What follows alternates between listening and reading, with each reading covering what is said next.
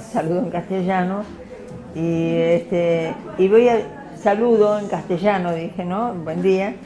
Y además voy a decir el saludo final, porque ya veo que algunos se quieren ir. Y yo en Huichí lo que aprendí primero no fue el saludo de entrada, sino Yopil. Yo digo, ¿qué me estarán queriendo decir? Pero todo el mundo se iba diciendo Yopil, Yopil. Bueno, aprendí la primera palabra, bueno, el saludo de despedida. Bueno, ya les dije Huichí, ¿no? O sea que para mí la educación intercultural en relación a los pueblos ancestrales, a los pueblos originarios, empezó, digamos, con el pueblo Huichí, que es el que tiene, yo creo, la lengua más vigente, digamos, más menos perdida. No está nada perdida. ¿Acá? ¿Así?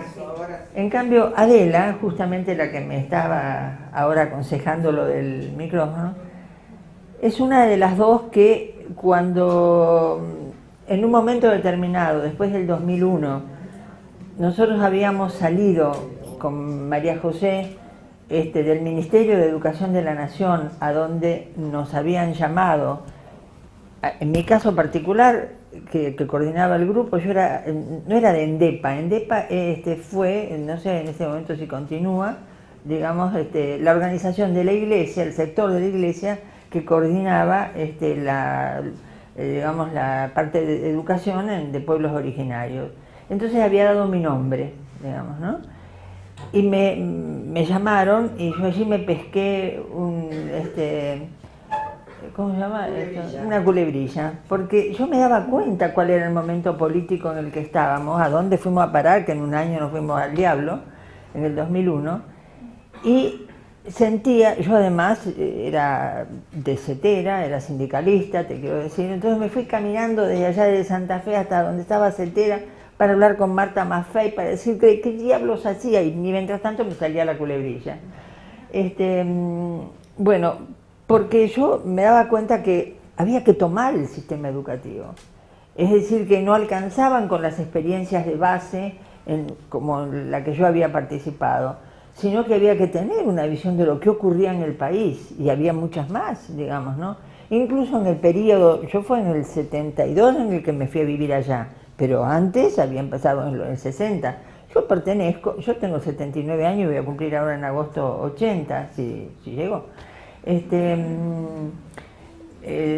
Pero quiero decir que esa generación quiso cambiar el mundo, no solamente queríamos mejorarlo, sino que creíamos que lo íbamos a mejorar, ¿saben, chicos?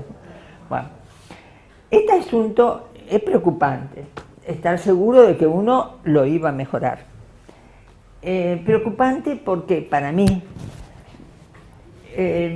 por ejemplo, tomar el sistema educativo no es un chiste, digamos, ¿no? Entonces, aceptar desde el Ministerio de Educación de la Nación al que ahora, este año, ya se le cerró ese espacio. Ese espacio no era ni siquiera una modalidad, sino que era un programa que abarcaba escuelas que tenían población aborigen. En cambio, ahora había una modalidad como la de adultos. Todo se borró en este año del Ministerio de Educación de la Nación. Es decir, que cada provincia se arregla por su cuenta. Si tiene presupuesto bien y si no, que se embrome. Bueno, y eso no significa que uno no lo siga teniendo como modalidad. Acá en la provincia de Buenos Aires quedó, digamos, ¿no?, esto que hablaba recién Clara. En Chaco quedaron más elementos, digamos, ¿no?, que vuelven como más fuerte la posibilidad legal, digamos, de hacerlo. Pero pensé que por el tiempo que tenemos, elegí algunos cuentos. Yo soy medio cuentera, y entonces elegí algunos de los cuentos que a mí me parecen ideológicamente son mis preferidos. Hay uno que no es un cuento escrito por una persona, sino es una leyenda, es decir, que fue escrita en el tiempo y por lo tanto hay distintas versiones, que es la de los ciegos y el elefante. En algunos casos los ciegos en realidad no son personas, sino que son ratoncitos. A mí la que yo leí primero y que es la que me gustó son 7 ciegos que escuchan que llega, perdón, no voy a contar el cuento sino los argumentos, porque lo que me importa es lo ideológico que está debajo, ¿no? Entonces llega un elefante con el guía y los ciegos le piden permiso para poder tocar al elefante porque no tienen otra manera de conocer. Y uno toca una pata y entonces dice, ah, es un árbol. Claro, este es el tronco de un árbol. Sí, sí, sí, es un árbol. Pero otro toca la oreja y entonces piensa que es un abanico. Y el otro toca, digamos, el diente y entonces piensa que es una lanza. Y el otro toca la cola y piensa que es una víbora, digamos, ¿no?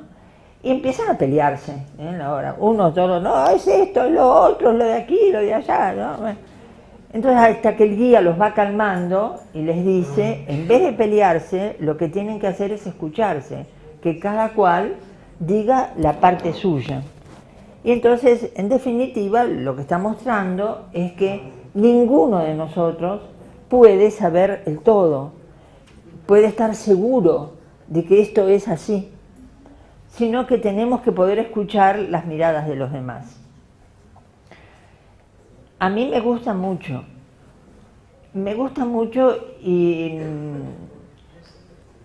pero por otra parte creo que en ese caso no había ningún elefante que fuera HDP. No había ninguno que quisiera, digamos, mentir a los otros y a propósito hacerlos caer en una trampa, sino que era la limitación natural, digamos, ¿no?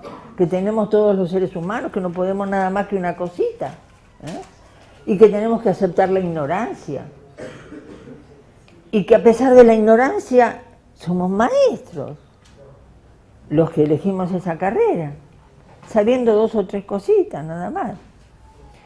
Y ahí quiero decir, dentro de mi historia personal, que yo hoy le comentaba a una de las chicas que yo nunca quise trabajar en el secundario, por más que soy profesora en psicopedagogía, ¿no? Porque como yo no tuve adolescencia, porque yo estaba completamente segura en mi adolescencia, yo era militante de todo, delegada de esto, presidenta de la de no sé quién, y yo además soy hija de italianos, de una familia donde mi abuela, que no conocí, digamos la abuela paterna, tuvo 12 hijos, de los cuales 2 salieron curas y 2 salieron monjas, 4. 4. Entonces yo estaba formada dentro de la Acción Católica y por lo tanto tenía respuesta para todo, no sé si me explico.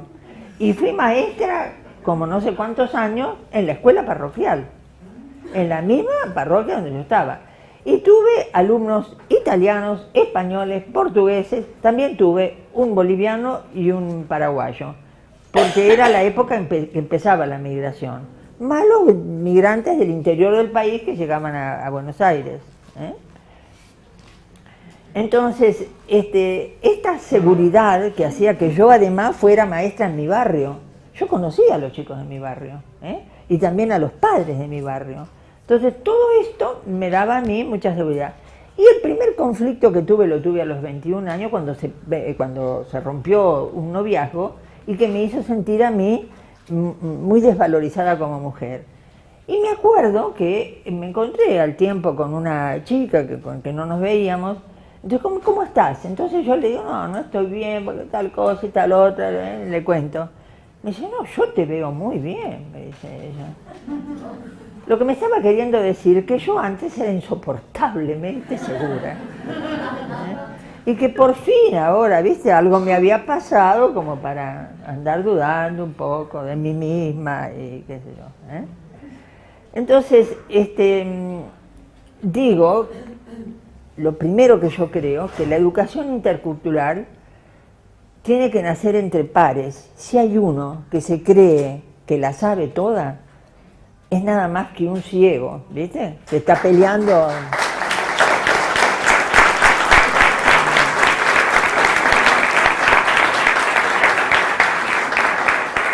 Esperen que ahora viene otro elefante. Esperen. Este otro elefante es de Gustavo Roldán, el cuento. Este está escrito para alguien que es un chaqueño, digamos, ¿no? Era un chaqueño, falleció ya. Es La noche del elefante. Entonces, ese es un elefante de circo, que había sido cazado desde muy chiquitito. Y desde muy chiquitito fue criado, por lo tanto, en el circo. Y le pusieron las cadenas. Hasta que tan dominado estaba, que no necesitaba más las cadenas. Entonces se las sacaron. Pero resulta que viajó el circo para allá, para el Chaco. Y cuando estaba yendo de Resistencia para Sáenz Peña, empezó a sentir el olor del monte. Y empezó a recordar, a recordar. Y cuando llegó a Sáenz Peña, y todos se fueron a dormir, le dice a la mujer, que vendría a ser la elefanta, mira, ¿por qué no aprovechamos y nos vamos? ¿Qué? Le dice la mujer. Pero el otro empieza a convencerla y ella, pero si acá nos dan de comer todos los días, escúchame. Y le va dando todos los motivos, digamos, como para poder seguir siendo esclavo, para poder seguir siendo un dominado. Pero cuando termina ella de hablar, le dice, sí, vayámonos, pero rápido, le dice, ¿no? En este momento, esta noche, y hay que irse, y se van al monte chaqueño. Gustavo Roldán dice en su introducción, ustedes pensarán que no hay elefantes en el monte chaqueño, pero no es verdad, yo me saqué una foto con ellos, le dice, ¿no? Pero claro, en realidad ellos se corrieron un poco y no salieron en la foto, pero en la próxima les juro que los vean. Bien, esto es otra cosa entonces. Entonces, no es la libertad, no sé, ¿eh? Pero es la libertad que siente uno en relación con uno mismo. Pero hay otro cuento de elefante que estuvo prohibido durante la dictadura, que es Un elefante ocupa mucho espacio, de Elsa Bonnerman. Ese cuento, yo soy profe de práctica, conservé nada más que esa materia, estoy recontra jubilada, pero bueno, de Efraín, en la misma escuela. Finalmente logramos este año poder estar juntos. Bueno, una compañera de Efraín quería contar ese cuento en la escuela y la maestra le dijo, no, porque no quiero tener problemas con la directora. Quiero decir que el miedo, no sé si me explico, ¿no?, es otro elemento. Por un lado, la desvalorización de ese elefante que descubrió que tenía libertad, pero por otro lado está el miedo. Pero este elefante que ocupa mucho espacio, ¿por qué la dictadura lo prohibió? Porque ese elefante se rebeló, no solamente él se escapó, sino que fue el delegado, por decir así, de una revolución que se dio dentro del circo, ¿eh? Primero el león le decía, pero mira, el rey de los animales soy yo, como que no vengas acá. Pero después pusieron al loro como intérprete para poder hablar con el ser humano, porque era el único que podía, ¿no? Y cada uno de ellos fue cumpliendo, digamos, un rol. Cuando los demás vieron que todos estos estaban desatados, vinieron con el látigo a darles. Le agarraron el látigo y los metieron adentro a los hombres. Y entre los hombres estaba el dueño del circo, que era el que lucraba con ellos allí. Y finalmente empezó la paritaria, ¿eh? Empezó la discusión. Y el dueño del circo, ¿qué quieren? Volver a la selva. Nada más, a la selva al lugar de donde salimos. Eso era todo. Entonces se fueron para el África, en algunos casos con 2 aviones, porque uno solo no alcanzaba, porque el elefante ocupa mucho espacio, digamos, ¿no? Esta era la historia.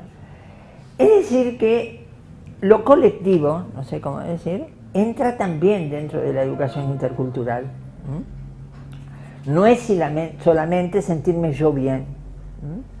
Aunque entiendo perfectamente que cuando uno se siente bien, quiere decir que uno se encontró a sí mismo. Y entonces hay otro cuento, yo tengo algunos cuentos preferidos, digamos, ¿no? Pero me lo leí millones de veces. Que es el de Javier Villafañe, ¿a vos también? Lo tenés como autor preferido. Los sueños del sapo. Entonces, el sapo que empieza, digamos, a decir, yo esta noche voy a soñar que soy árbol, ¿eh? O sea, el sapo soñaba lo que él no era, ¿eh? Y que él le parecía que era mejor que lo que él era. Y entonces, y veía que las ramas crecían y crecían, perdón, a la mañana siguiente estaban todos los sapos ahí a escuchar que había soñado su compañero. Entonces él le decía que las ramas crecían, pero se daban cuenta que crecían, pero se quedaban ahí. Y que en realidad lo que tenía era una raíz que cada vez lo hundía más en la tierra. Y después soñó que era río, y después soñó que era, y que era, y que era. Bueno, y todos los días a la mañana siguiente preguntaban, ¿y? Sí, pero tal cosa. Empezaba a encontrar los peros de cada uno. Hasta que un día, cuando lo vieron tan contento, le dijeron, ¿y esta noche con qué te soñaste? Marta. Soñé que era sapo. ¿Acá? Sí, como acá. Bueno, entonces el tipo dijo, soñé que era sapo. Es decir, aceptó que él era él mismo. No sé cómo decir. Entonces, esto también nos pasa en la educación intercultural. No nos transformamos en el otro, sino que compartimos con los demás y somos nosotros mismos. Somos nosotros mismos. Pero quiero decir otro cuento más. Ya les dije que era cuentera. Hay uno de los zapatistas del comandante Marcos que se llama Los de después sí entendimos, donde en esa comunidad se vivía del poroto, del maíz, entonces todos cultivaban eso, y había un hombre que plantaba árboles que iban a crecer dentro de muchos años en la ladera de una montaña, y entonces a ese lo llamaban el hombre loco o tonto. Una de las dos era. Porque ¿cómo no plantás cosas que vos vas a aprovechar ahora? ¿Cómo dedicás tu tiempo a tal cosa? Y dice, no solamente hay que pensar para el día de hoy, sino que también para los que vienen mañana, decía él. Eso es un tonto, es un loco. Esta historia continuó, digamos, ¿no? Pasó esa generación, pasó otra, y los chicos de esa generación encontraron a una selva prácticamente en la ladera de una montaña y avisaron a su comunidad. Y los de la comunidad empezaron a preguntar, y solamente el más viejo de los viejos le pudo contar la historia del hombre que llamaban loco y tonto. Entonces fueron al lugar y colocaron ellos un letrero, y la luna o el sol, la luna tiene que haber sido fuera de noche, iluminó el letrero, y en ese letrero ellos habían colocado, los de después sí entendimos. Yo quiero decir que la educación intercultural no es solamente para ahora, sino que tenemos que trabajar para los de después, para los que vienen, aunque ahora ande pa'l diablo la cosa. Por ejemplo, quiero decir, esta mañana leí en el diario, no tuve mucho tiempo porque vino, pero leí en el pedacito final, y en relación a la deuda que contrajimos de 100 años, digamos, ¿no? Entonces Sandra Russo escribía al final, los culpables de esto no pueden ser que sean los que todavía no nacieron, que van a tener que recoger, digamos, ¿no?, en el futuro las consecuencias de esto. No, es que la deuda va a tener que hacerse cargo esta generación, la generación que la produjo. Entonces, yo también siento eso, que los de después también forman parte, es una de las comunidades con las que tenemos que interculturalizar. Y también los pibes de la calle, lo pongo a los pibes de la calle como los más marginales, los que ya no tienen casa, los que ya no tienen familia, los que ya no tienen sábana, pero tampoco tienen frazada. Entonces, Bea creo que hizo un raconto de más o menos el caminito de la educación intercultural. Yo ahora después me voy a referir al comienzo. Pero después de eso del Ministerio de Educación, en que terminamos echados, se armó un buen grupo, después del encuentro del 2003, en Cetera. Entonces, era un programa de extensión, venían digamos de todos lados, y en esto Adela y Susana nos preguntaron si podía ser que les sirviera a ellos, que habían empezado a trabajar con los chicos de la calle. Y nosotros, con María José, no sé, a lo mejor les sirve. Y ellas, bueno, a lo mejor no sirve. Pero no teníamos claro para nada. O sea que los pueblos ancestrales eran los únicos que entraban dentro de la educación intercultural. Así como al comienzo no se llamó intercultural y bilingüe, era solamente educación bilingüe. O sea que el único problema que teníamos era lo que queríamos alfabetizar, y entonces el problema era la lengua, y se acabó la historia. Y en todo caso, como muy modernos, las dos lenguas. No tratar de que el otro todos sus errores los corrija, ¿no? Sino que las dos lenguas. Pero, bueno, en ese momento no teníamos ni la más mínima idea. El año pasado, en el instituto terciario, donde yo, digamos, continuó con esa materia, hizo la relación, ya había venido Adela con uno de los egresados, digamos, de allá del instituto, que ahora era un mediador, digamos, ¿no?, entre la institución y los pibes de la calle, pero el año pasado fuimos allá. Entonces una compañera mía, que es a quien le habían pedido, que es profesora en Ciencias Naturales, le pidieron que diera el tema fuerzas. Entonces ella, junto con todos los demás, trabajó el tema fuerza. Yo no me interesaba, la verdad, la fuerza física. Entonces empecé a pensar en las fuerzas morales y armé un dominó. Yo soy como obsesiva con los juegos, porque quiero enseñar con alegría, porque sé que no hay otra alternativa para que el otro aprenda con alegría. O sea que, no sé cómo decir, la necesidad y el placer, la alegría, el placer parecería que no es una palabra adecuada, digamos, ¿no? Tienen que ser una sola cosa. Entonces, bueno, yo hago un dominó, un juego. Pero pensé, puse 7 variables, suponete resistencia, digamos, ¿no? Era una de ellas. Entonces digo, voy a poner ejemplos de cualquiera dentro del mundo y algunos ejemplos de la institución. Entonces vuelvo más o menos al mes allá para hablar digamos, de los ejemplos que el Isauro pondría. Isauro Arancibio es el nombre de esta escuela, digamos, ¿no?, actualmente.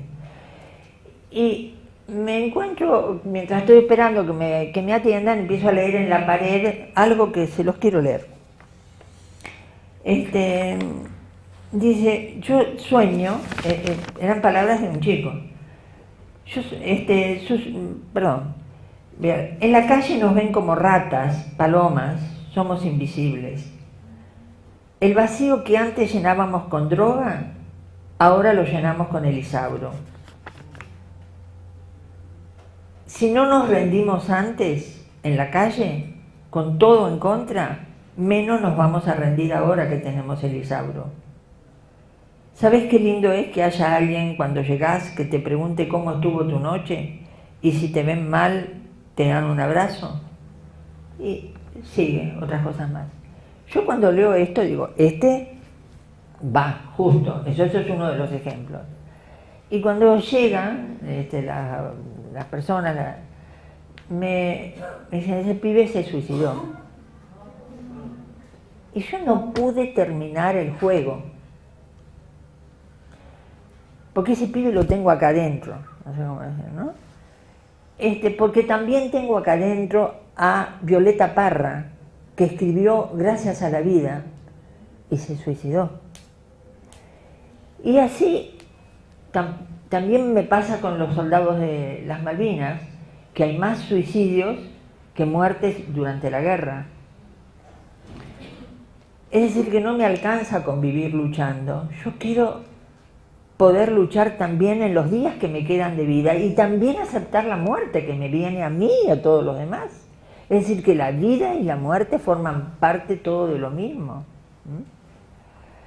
Entonces, y que por lo tanto valió la pena que este pibe se sintiera así, aunque después se suicidó. Valió la pena porque nada es perfecto, digamos, ¿no? porque tenemos que poder aceptar estas mezclas, esta época en la que estamos viviendo, que no es la misma que la de los 70. Vuelvo ahora a esta situación inicial. Si yo sé que todos tenemos un margen de libertad y que con ese margen de libertad podemos elegir para un lado y para el otro. Podemos incluir a la comunidad de la calle, a los pueblos originarios, a las comunidades que vienen en el futuro, digamos, ¿no?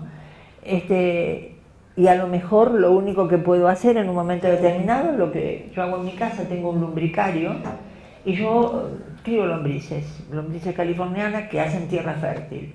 Y tengo como la sensación, cada vez que guardo la cáscara de banana, la cáscara de esto, del otro, cuando voy, es que si bien esas muchachas, ayudadas por mí, que les alcanzo el alimento, que ellas degradan y que hacen tierra fértil, puede ser que haya otra generación que en vez de tierra fértil haga bosta, no sé cómo decir, el mundo que encontró. Sí puede ser, sí puede ser.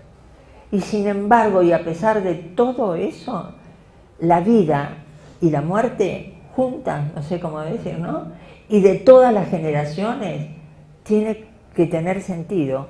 Y si dudo, está bien. Lo único que falta es que no dude. No sé, es lo único que falta. Y vos sos maestra, Marta Tomé. A mí me pasó al comienzo de esta historia, en los 70, que empecé a leer, por ejemplo, a Galeano, Las venas abiertas de América Latina. Cuando leí eso, yo me lo imaginaba a Galeano como 20 años más grande que yo, para saber todo eso que yo había ignorado totalmente, porque yo era hija de italianos, a mi papá no le habían puesto escuela de adultos acá, pero yo iba a ser el futuro de la patria. A mí me lo decían en los actos, ¿viste? Que yo iba a ser el futuro de la patria. Al traque. Galeano me había contado la historia que no me habían contado nunca, ni en la primaria ni en la secundaria, respecto a América Latina. Bueno, entonces tenía que ser un tipo muy, muy grande. Resulta que tenía 2 años menos que yo, Galeano, no sé cómo, ¿eh? Entonces, así como a él, leí a Iván Illich. Yo empecé a ir al norte de Santa Fe primero, porque pertenecí a la corriente llamada tercermundista. O sea, dentro de la Iglesia Católica, fueron uno de los sectores que aportó a la famosa generación del 70. Y yo dentro de ellos. Entonces Arturo Pavoli estaba allí, en el norte de Santa Fe, y yo voy primero, antes que ir a vivir al Chaco, voy ahí a ese lugar. Entonces, fui totalmente tirada por el piso en cuanto a mi seguridad como docente. Estaba Martínez Dios, por ejemplo.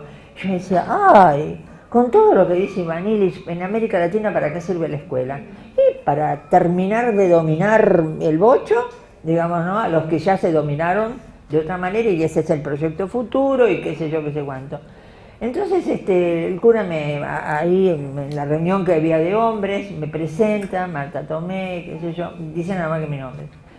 Entonces yo le digo, yo había hecho un viaje, por Bolivia y Perú, y por México, los 2 veranos, enero, ¿no? Las vacaciones y había conocido entonces una realidad que yo no conocí, porque yo había conocido mi barrio y el Valle de Río Negro, donde había también italianos, y donde estaba el primo de mi papá, y se terminó, ese era el país para mí. Entonces yo primero me avivé en el viaje que hice para afuera, que fui a visitar a mi tía monja que estaba en Cusco, pero que cuando vi que abajo de la catedral estaban las bases del templo, digamos, que habían dejado la cultura originaria anterior, dije, pero esto, sí que hijo de usted, es demasiado, ¿viste? Ponerte la pata encima, arriba de la catedral, arriba del templo, bueno, entonces empecé a cuestionar todo, quiero decir, ¿no? En esa historia. Bueno, esto me hizo la pertenencia a esta corriente. Entonces, yendo allí, cuando estos hombres que estaban allí me preguntaron, ¿y usted qué hace? Entre ellos don Carrizo, que para mí fue muy importante. analfabeto. Don Carlos me dice, ¿no? ¿Qué se hace? Y yo soy maestra, ¿viste? Como diciendo, usted perdone. ¿No? ¿Y usted sabe enseñar a leer y escribir? Me dice don Carrizo. Sí, sí. ¿Y por qué no empieza? Y empecé de nuevo, pero ahora perdiendo todas las seguridades. Y sabiendo 2 o 3 cositas, empecé de nuevo, digamos, ¿no? A enseñar. Y así seguí hasta ahora. Les juro por Dios que no conseguí 5 o 6, sino que sigo con 3 o 4, nada más. Entonces, sigo dudando, sigo preguntándome. Entonces creo, y eso es lo que les quiero decir, que la educación intercultural es una utopía. Y ahí pienso que Galeano, que es el que nos habla de la utopía, nos pregunta, ¿para qué sirve? Si yo cuando doy un paso y me acerco al ideal que yo tengo, la utopía se aleja, digamos, un paso más. Y cuando doy otro y así se va alejando, nunca la consigo. ¿Y entonces qué? ¿Para qué sirve la utopía? Sirve para eso, dice Galeano, para caminar. Y ahora escuchándolos a ustedes, entonces yo decía, no es solamente la utopía que sirve para caminar, sino el atrás que sirve para caminar. Porque yo para venir hoy acá tuve que mirar, no sé cómo te podría decir, mirar el pasado. Entonces, ese pasado, cuando yo fui allí a Sausalito, concretamente, era el nombre del pueblito, les voy a leer solamente lo que tenían que ver con la escolaridad ese pueblito. El gordo, mi marido, estaba allí, en ese lugar, era el que había ido porque lo habían llamado y habían construido el camino hasta Pompeya, gratis, para que pudieran ir allí a crear alguna fuente de trabajo. Entonces el gordo hace un censo, le pregunta la escolaridad, entre las cosas del censo, de cada uno. Entonces les voy a leer, yo les mando de vuelta el censo ahora con un cuadrito, porque hacía falta para pedir escuela. De los menores eran 200 personas, 206 personas. De los menores de 20 años, que son 128, ninguno había ido a la escuela. De los mayores de 20 años, que son 78, fueron solo 18 a la escuela, de los cuales solo 12 llegaron a 2º grado, 4 a 3º, 1 a 4º y 1 a 7º.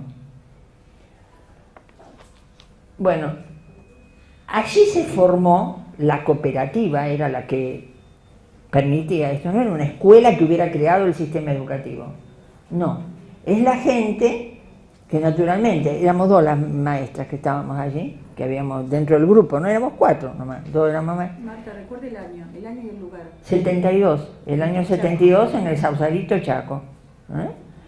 Entonces yo formaba parejas con Juan Parrilla, para los chicos más chicos, y Nelly Trevisan formaba pareja, digamos, con Jovino Luna, que era el que había terminado 7º grado. Ella, por lo tanto, estaba con los pibes más grandes, y yo con Juan Parrilla. Pero yo no estaba con los pibes adentro, sino que yo lo ayudaba a Juan a preparar las clases. Y un día, yo recostada contra el tronco la escuela era un algarrobo, se acabó la historia, ¿no? Y mientras tanto, sí, con la fuente de trabajo se hizo ladrillería y qué sé yo, y se fue armando un rancho, digamos, ¿no? Allí. Yo lo miro a Juan, estaba cantando con los pibes, perdón, eran 200 personas, pero se habían juntado de 3 pueblos distintos, allí, como para poder empezar el trabajo, porque no se podía empezar en tantos lugares, entonces se habían juntado allí. Entonces él era de otro pueblo, de Sausal, y era maestro. Jovino no sé si me explico, ¿no? Jovino terminó como jefe de registro civil, un administrativo, después. Entonces, Juan cantaba con los pibes una canción Y yo digo, a mí me suena esta canción, me suena. Un rato, ¿saben lo que era el himno nacional? Juan había aprendido el himno cuando hizo la colimba. Y como todo maestro, las 2 o 3 cositas que sabía, las compartía con los demás. Y así los pibes cantaban el himno con Juan. Entonces, ponete fina. No, querida. Entonces les quiero mostrar cosas de ese periodo, y nada más, ¿no? Y termino ya. Por ejemplo, los santos que éramos, porque éramos todos santos, los que habíamos un grupo cristiano, todos los que habíamos ido allá, al impenetrable, que estaba impenetrado, nos peleamos los santos, y no fuimos capaces de poder seguir viviendo juntos, y nosotros nos tuvimos que ir, mi marido. Y después nos fuimos a la campaña de alfabetización al sur, digamos, ¿no? Y allí conocí a Nano Balbo, con el que trabajaba y que acá en esta universidad sé que ha venido, digamos, ¿no? Y que gracias a eso me pude volver a comunicar con él. Y después volvimos durante la dictadura, digamos, allá. Entonces, en ese año en que yo estaba para acá, entonces escribí una cartilla en castellano, así como se usaba las palabras más importantes, las claves, porque ya había conocido a Pablo Freire, obviamente, entonces todo esto.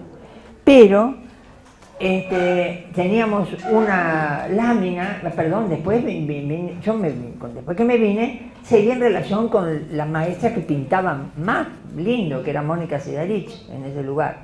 Entonces, allí después se crean, y se crean también, digamos, en la población